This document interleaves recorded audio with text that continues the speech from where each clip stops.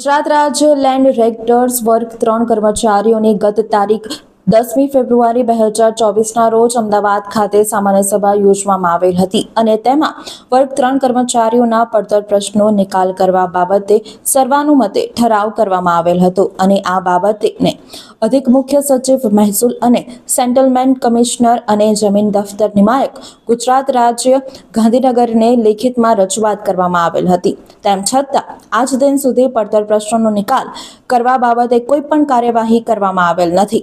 ખાસ કરીને grade pay ની વિસંગતતા છે, જેમાં કર્મચારીઓને 4,400 ના બદલે 2800 જ ચૂકવવામાં આવે છે તથા અહીંના સર્વેયરને બહાર દ્વારિકા, જામનગર વગેરે જગ્યાઓએ મોકલવામાં આવે છે, પરંતુ તેઓને કોઈ પણ પ્રકારના ભથ્થા આપવામાં નથી આવતા।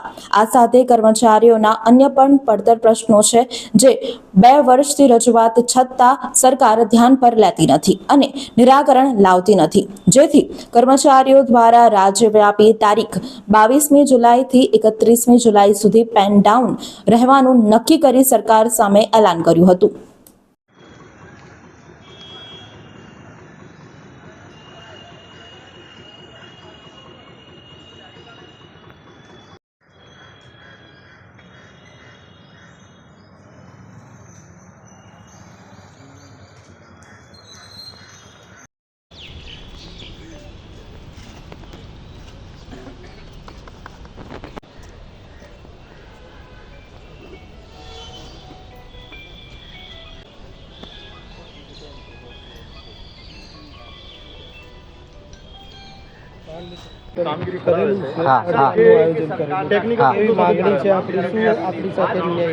અમારી માગણી એવી છે કે અમારા જે સર્વેયરની જે પ્રમોટ થઈને સિનિયર સર્વેયરમાં જે પ્રમોટ થયેલા છે, જે અમારા 4400 ગ્રેડ પેની અમારી ડિમાન્ડ છે, ખરેખર હોવી જ જોઈએ, પણ સરકાર અમારી પાસે નથી આપતી।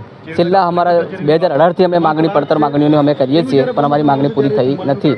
પછી બીજી વસ્તુ છે, રીસર્વેમાં જે અમારે સુધારા માટેની એપ્લિકેશનો આવતી છે, ઢગલાબંધ આવતી હોય છે, તો સર્વેને આ જિલ્લામાંથી મૂકીને બીજા જિલ્લામાં મૂકે છે, જે કામગીરી માટે ત્યાં કોઈ જાતના ભથ્થા ચૂકવવામાં આવતા નથી। તો અમારી માગણી એવી છે કે જે તે જિલ્લામાં જે સર્વેયર છે એને જ ત્યાં કામગીરી કરાવવાની હશે, પણ એવી થઈ નથી।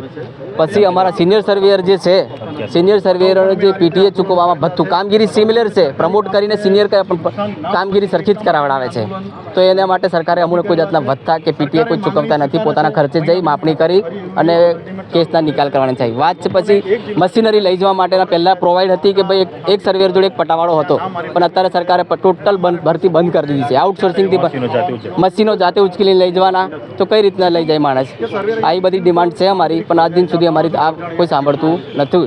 તો અમારા 22/7થી લઈને 31/7 સુધીના અમે પેન ડાઉનની શરૂઆત કરી છે હડતાલની। જો અમારી જો પૂરેપૂરી સંતોષાય નહીં તો અમે 31 તારીખ પછી અચોક્કસ મુદતની હડતાલ પર જવાના છીએ।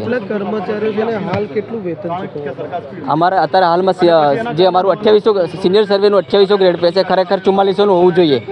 સિનિયર સર્વેર અમારો જે છે એ નાયબ મામલતદાર કેડરનું જ કામગીરી કરે છે, તો પગારની વિસંગતતા કેમ? કર્મચારીઓ અત્યારે હાલમાં અમારી જોડે અહીંયા બરોડામાં 93 છે, 93 જોડાયેલા છે। આગળના દિવસોમાં ચોક્કસ મુદત અમારી માંગો ના સંતોષાય તો અમે ચોક્કસપણે આગળ હડતાલ પર ઉતરીશું। રાઠવા મનહરભાઈ અમરસિંહ, જિલ્લા પ્રમુખ। વડોદરાના સમાચાર જુઓ તથા આપણી ચેનલને સબસ્ક્રાઇબ કરો અથવા સંપર્ક કરો।